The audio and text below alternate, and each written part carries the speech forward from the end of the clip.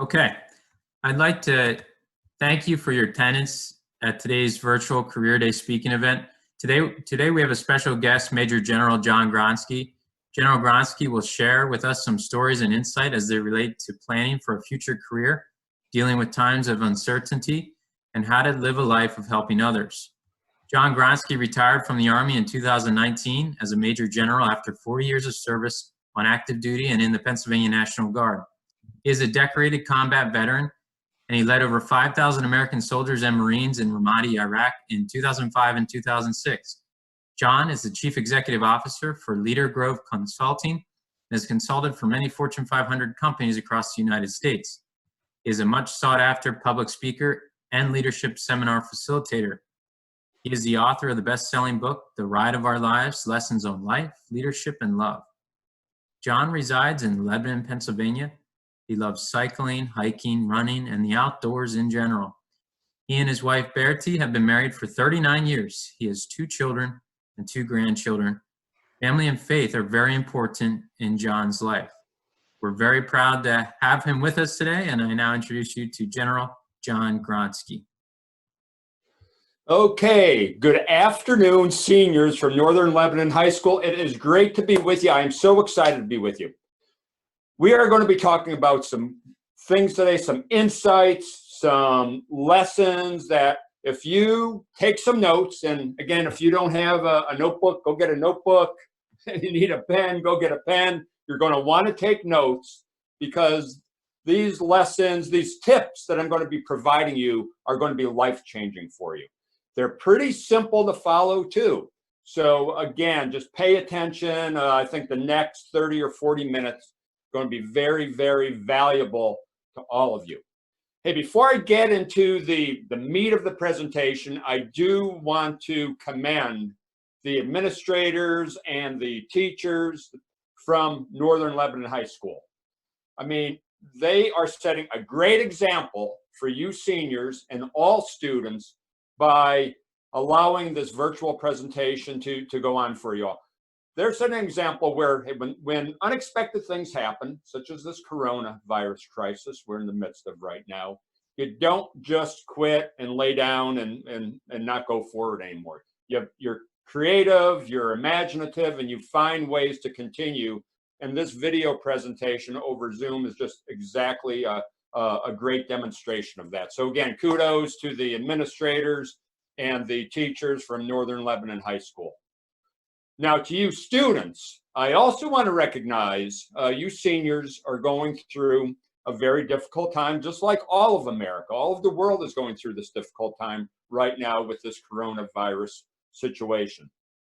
So I recognize it's difficult for all of you. You were expecting certain things to go on as you come to the end of your senior year, and certain functions, certain ceremonies aren't necessarily going to happen the way you thought they would happen at the beginning of this year. So I just want to tell you my thoughts are with you all. I know this is as difficult for all of you seniors as it is for anyone, but we are all in this together, so let's stay positive and we will get through this, and there will be better times ahead for sure. Hey, just a little bit about my background. You know, I graduated from the University of Scranton in 1978, and when I graduated from the University of Scranton, I went right into the Army on active duty.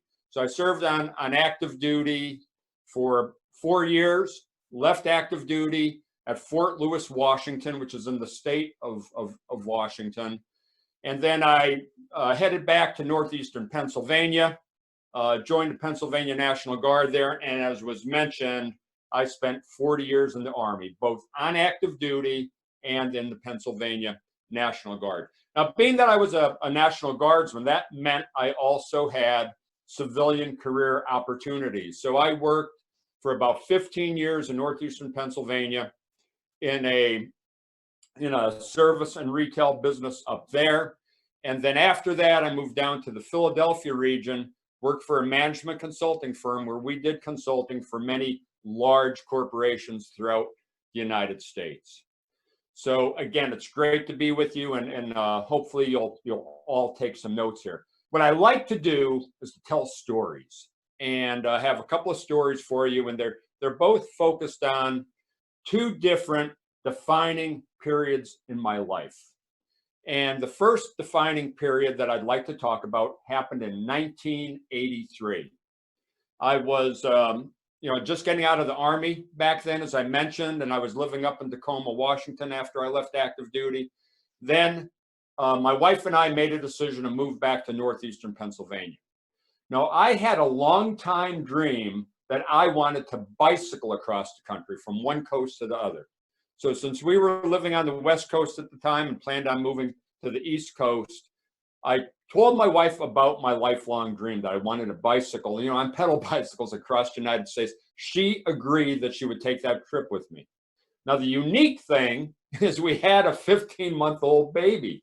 So the three of us made this trip across the United States on bicycles. So I pulled my 15-month-old son on in a bicycle trailer across the United States. It was an amazing, amazing adventure. I mean, we spent 3 months on the road, living out of our bicycle packs on these bicycles. We traveled over 4,000 miles across the United States. And with this great adventure came special rewards. And, bicycling across the United States, spending 3 months on this adventure with my wife and my son was very, very rewarding. But with this adventure also came special challenges. I mean, the physical challenge was one. I mean, the terrain that we had to cycle across the United States. We cycled over the Cascade Mountains in Oregon. We cycled over the Rocky Mountains in Wyoming. We had to cross the Ozark Mountains in Missouri, which were very, very steep. And then finally the Appalachian Mountains as we made our way into Pennsylvania. We cycled all the way down to southern Colorado before we headed east. And the temperatures in the summer of 1983 reached 110 degrees as we cycled through southern Colorado into Kansas. And then when we got to Kansas, we thought that was going to be pretty easy because Kansas is a flat state, but the headwinds were very fierce. The headwinds and the crosswinds really provided a challenge to us. I want to tell you a story about one particular day in Oregon, and it was just an unexpected challenge that we encountered. So we're cycling through Oregon, and we're crossing the Cascade Mountains. We're going up to a summit known as the Ochoco Divide that had an elevation of 4,700 feet. So we made this climb of 4,700 feet, almost from sea level, up to the top of this mountain. When we got to the top, there was snow on top of the mountain. And then we started down this 7-mile descent. And it started raining. We had to put our red rain jackets on, and we're going down the 7-mile descent from this mountain, and we're hitting some pretty significant speeds. It was exhilarating. It was an adrenaline rush.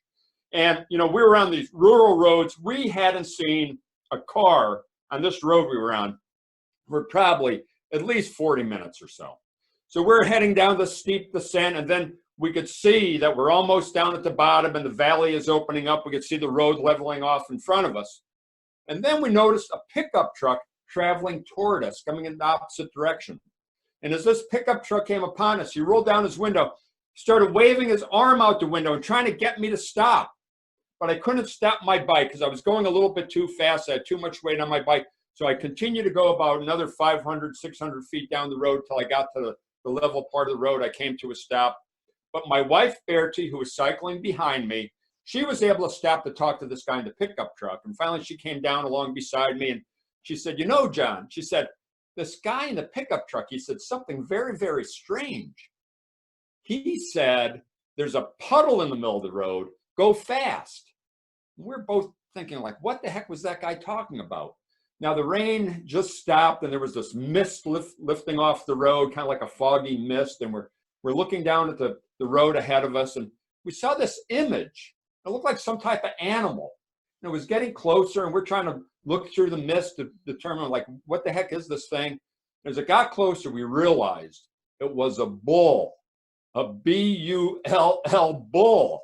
That guy in the pickup truck didn't say there's a puddle in the middle of the road. He said there's a bull in the middle of the road.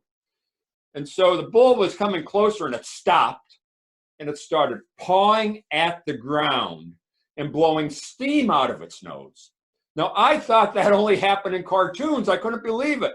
But my wife, Bertie, she grew up on a farm. She knew how violent and dangerous bulls could be. So we knew we had to devise some type of plan of escape to get away from this animal as it continued to come closer and closer to us. And then out of nowhere, behind us, this blue Dodge sedan comes driving down that mountain. And he stops alongside of us. This guy driving the car rolls down his window.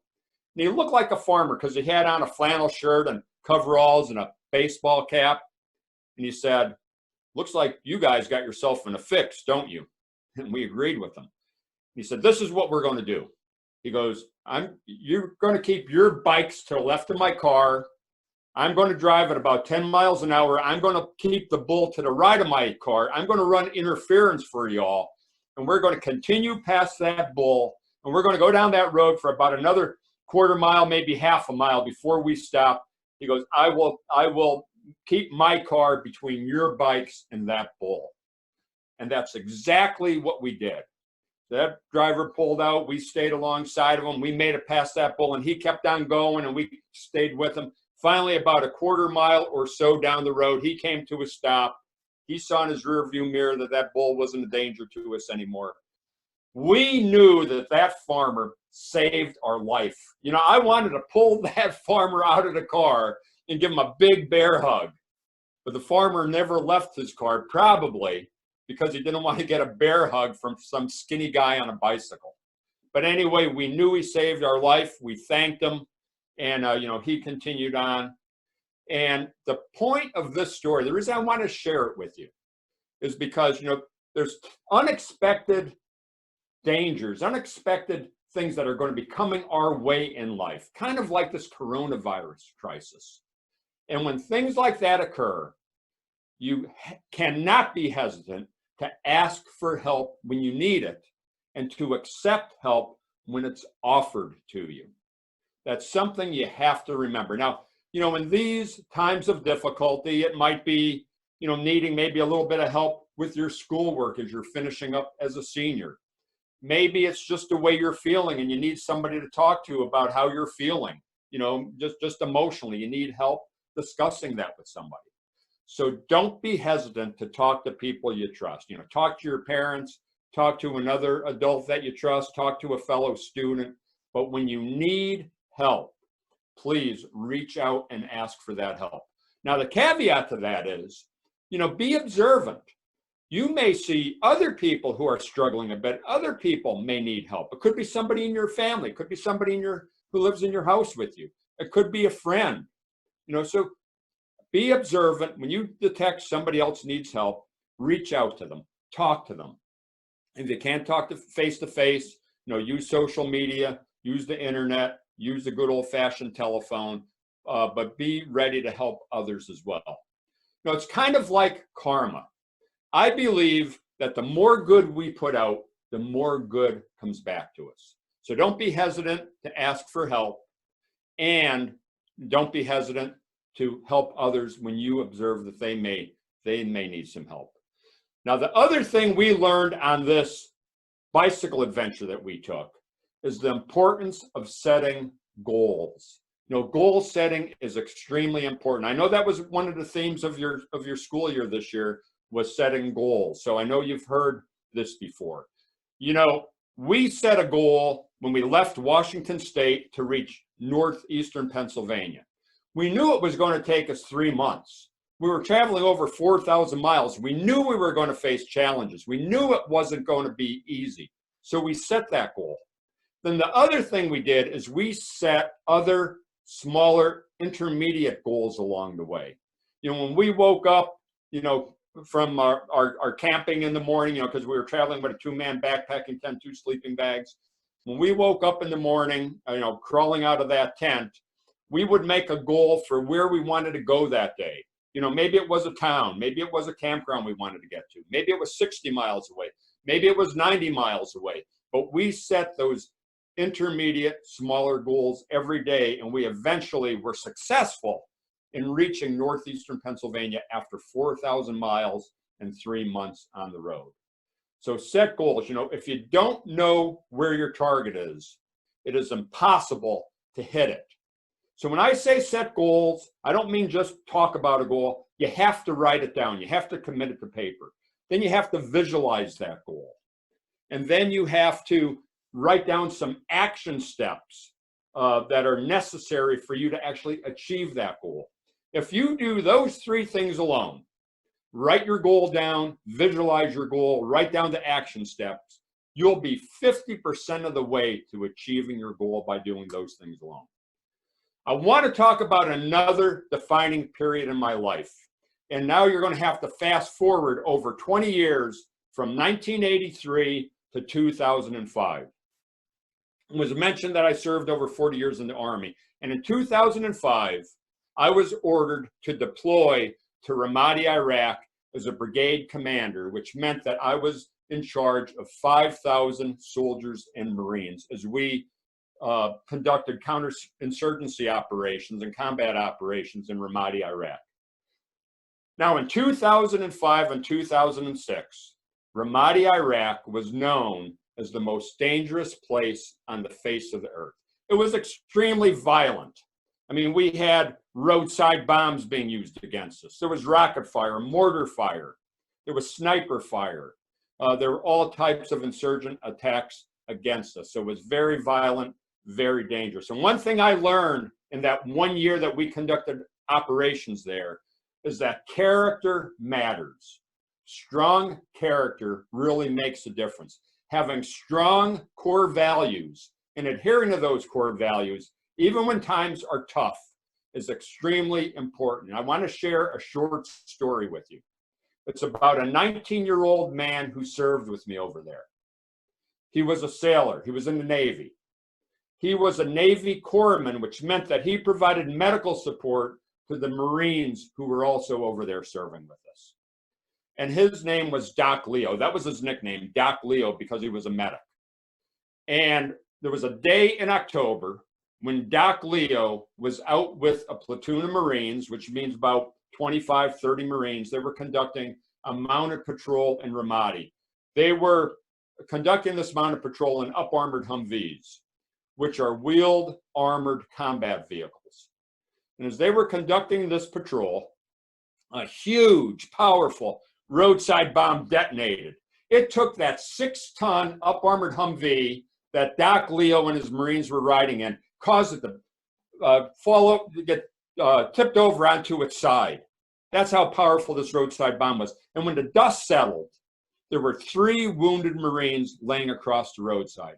And there was Doc Leo also thrown from that vehicle, and his right leg was trapped underneath the back section of that up-armored Humvee. Some other Marines came running over to assist them, and these Marines who were not wounded, and they started to just rock the back of that up-armored Humvee enough so Doc Leo could just like drag his right leg out from underneath it. And his wound was significant.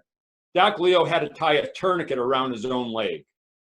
But then rather than focus on his own very, very significant wound, Doc Leo began to crawl across the road because he was unable to walk.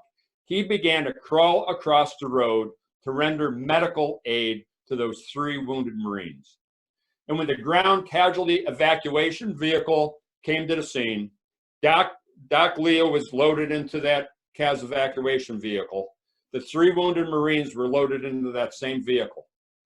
Doc Leo refused morphine or other pain medication so he could continue to render medical aid to those Marines on their way back to the medical treatment facility at our forward operating base in Ramadi.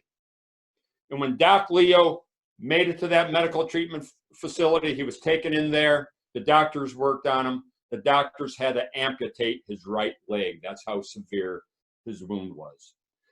And I had an opportunity to see Doc Leo before he left our forward operating base and was evacuated back to Germany and eventually back to the United States. I was amazed at his attitude. I couldn't believe it.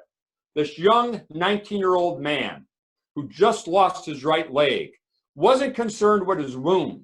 His main concern was if he could continue to serve in the Navy so he could work with those Marines that he loved so much.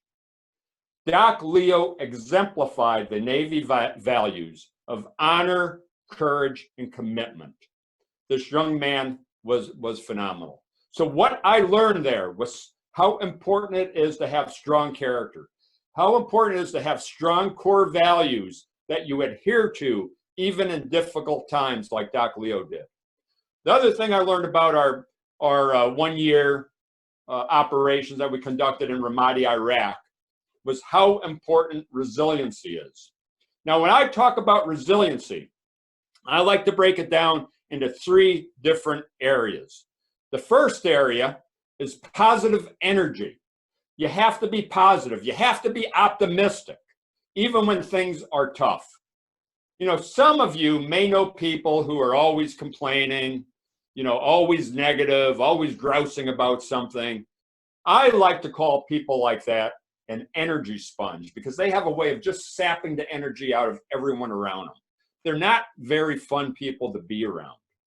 But if you generate energy, if you're positive, you know, you have to be practical about the situation, but if you're positive, people are going to gravitate to you. People are going to want to be around you, and you are going to have a much better outlook on life.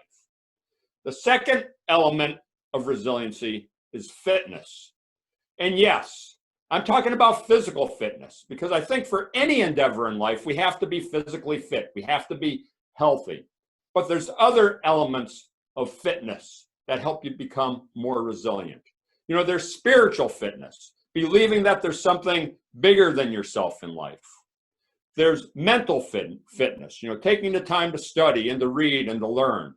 There's emotional fitness, you know, understanding your emotions, you know, being able to be aware of your emotions, control your emotions, be empathetic to other people, having that emotional fitness. And I think the more you work on strengthening those elements of fitness, the more resilient you're going to be able to be when tough times come your way.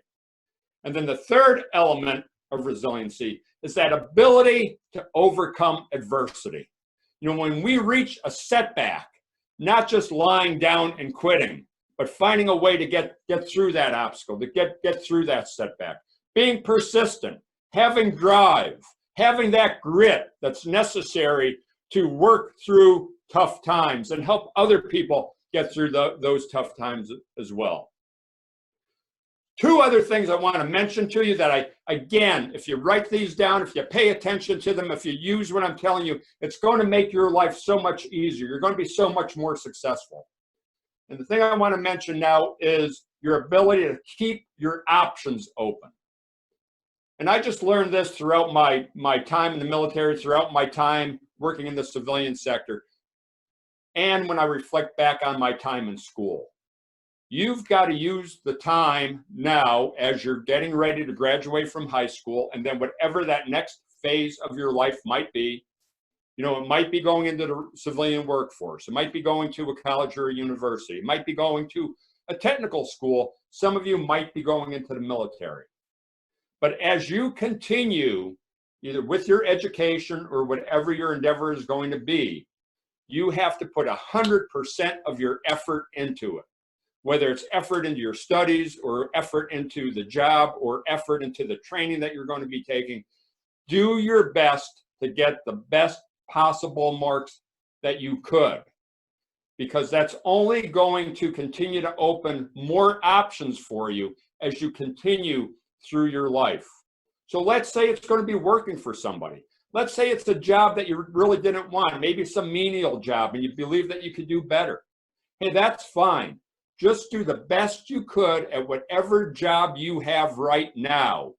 People are going to notice, and that is going to help you have better opportunities and more options in your life. So keep those options open by doing your best, either in education, in training, or whatever your job is. The other thing that you have to think about is just get involved with other activities. Now, in high school, you know, for those of you going to college, we call them extracurricular activities. You could still have extracurricular activities when you leave high school, whether you go to a further education or not. You know, one of those extracurricular activities could be doing some community service, volunteering, helping people that are less fortunate than you. And there's a lot of good that comes with that. First of all, it's doing something good for people. And like I said earlier, you do good for other people, good comes back to you. I truly believe that. I think that's a natural law. The other thing you do when you're volunteering is you're able to meet other people that maybe you wouldn't have met, people that could help you in life. You know, you could build up your network. You could create relationships with people that you may not otherwise have met. And then as, you know, if you're going to university or technical school or you're in the workforce, you know, just doing your best at the job like I already talked about. Last thing I want to mention to you by way of a tip is I find it even in my life as a 60-year-old man, it's very important to have the maturity to hang out with the right type of friends, hang out with the right type of people. So, you know, you've really got to be mature enough to decide who to hang with and who not to. You know, there's saying, you know, if you want to fly with eagles, don't hang out with the turkeys. And I'm not implying that anybody listening to this video conference we're having is a turkey.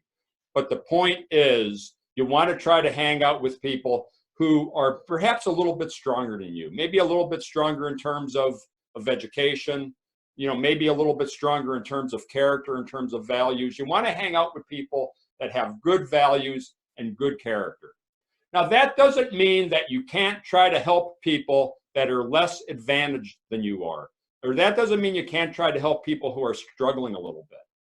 The point I'm trying to make is don't let people that you hang out with drag you down in terms of your level of character or the principles in life that you have. And, you know, the same thing applies to social media. I'm very careful about who I have as a friend on social media. And I think you need to have the same type of caution too.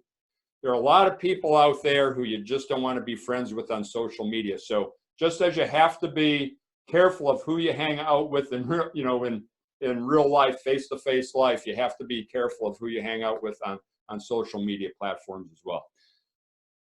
Those are some tips I wanted to provide to you. I know we're going to spend about 10 minutes, 10 minutes or so fielding some of your questions. But along with your questions, the other thing I'd like you to do, type into the chat if there's any particular takeaways you got from this talk. Please type in your takeaways. I'd like to know what those are.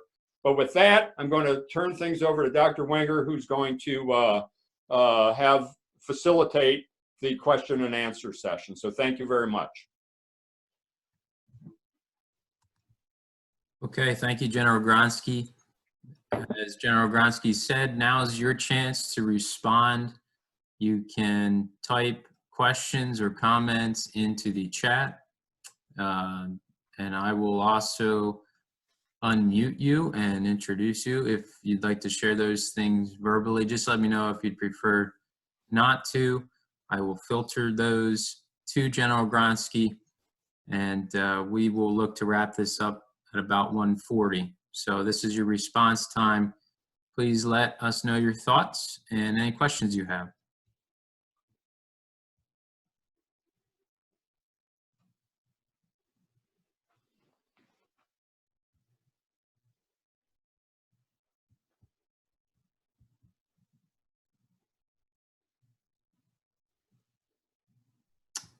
Okay, General Gronski, you talk about how you became a general. That sounds very prestigious. Was that a goal of yours, or is that something that you had in mind, or did it just happen overnight? How did that work out for you with your career? Okay, hey, a little bit about my career, and I'll try to be relatively brief here. But when I was attending University of Scranton, I joined the Reserve Officer Training Program, ROTC, got trained in military sciences. I was at the University of Scranton. I was able to get a commission as a second lieutenant upon graduation.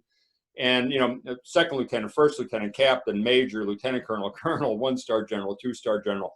The point is, when I was a lieutenant, when I was a young officer, I did not have a goal to be a general, but my goal was to try to do as good as I could in that particular job I was in.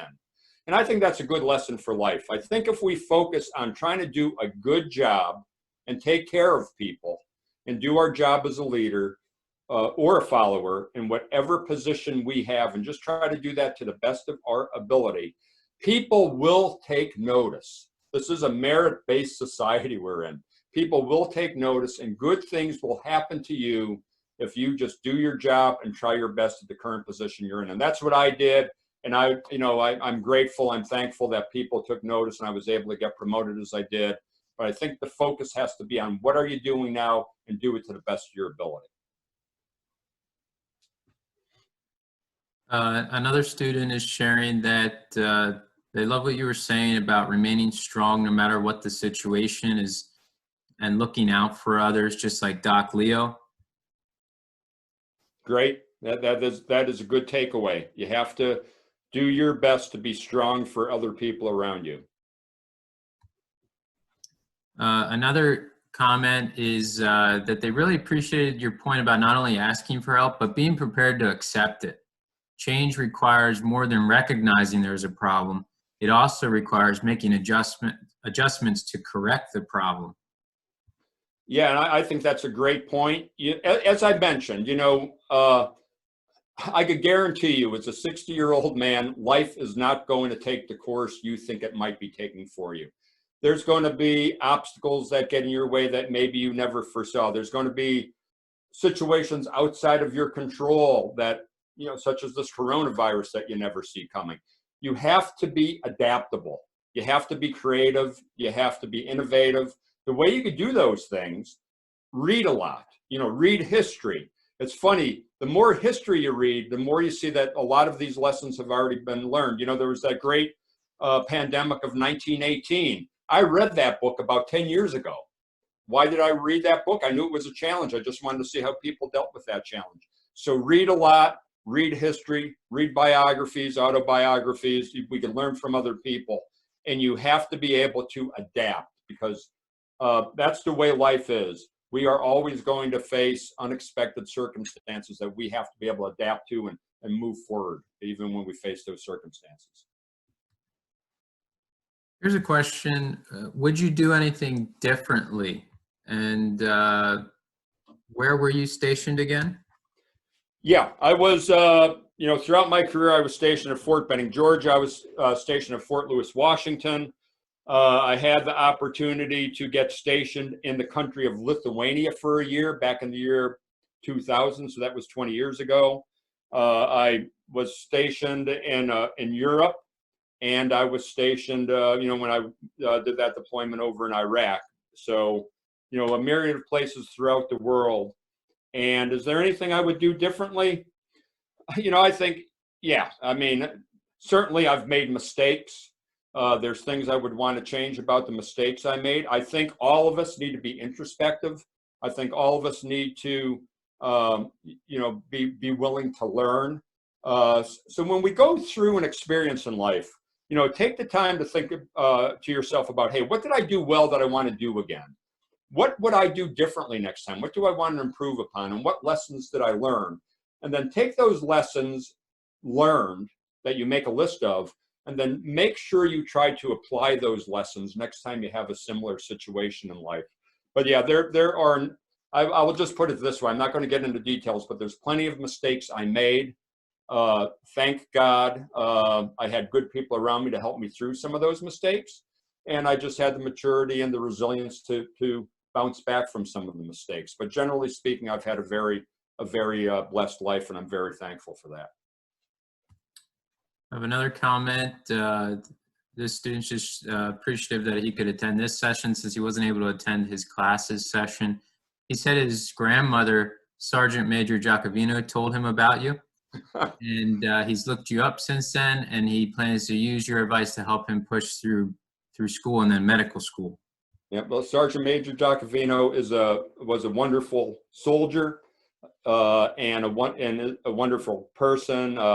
One of the people who has helped me succeed in my life. So I'm glad to hear that.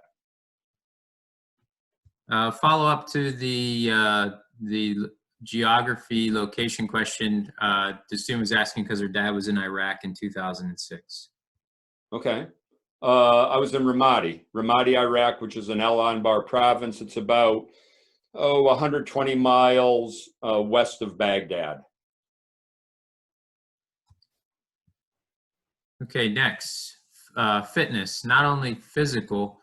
How important for young people, all of us really, to understand the value of spiritual, mental, and emotional fitness? Oh, it's extremely important. It's something you need to be thinking about. If you want to get better at emotional fitness, there's books that Daniel Goleman, Goleman, he's written about emotional intelligence. He talks about how you have to be able to be self-aware. Once you're self-aware, you need to be able to control those emotions of yours, and you need to be empathetic. Being able to understand other people. You have to have good relationship skills. So read some books by Daniel Goleman for emotional fitness. Mental fitness, like I said, hey, that's all about doing things like crossword puzzles. Read, do things that are going to keep your mind agile and use your mind as much as you could. And then, of course, physical fitness is very important. You got to get out there. You got to exercise. You got to work out. You don't have to be a star athlete or anything, or NFL or NBA player or something, but I've always been able to take the time to stay physically fit. And I think one will see in this coronavirus, the people who are more physically fit and healthy and don't smoke cigarettes and don't have some of these other secondary issues are better able to survive if the coronavirus. And I'm not trying to scare anybody. Most people do survive the coronavirus, but it's those people with secondary conditions that are having the hardest time.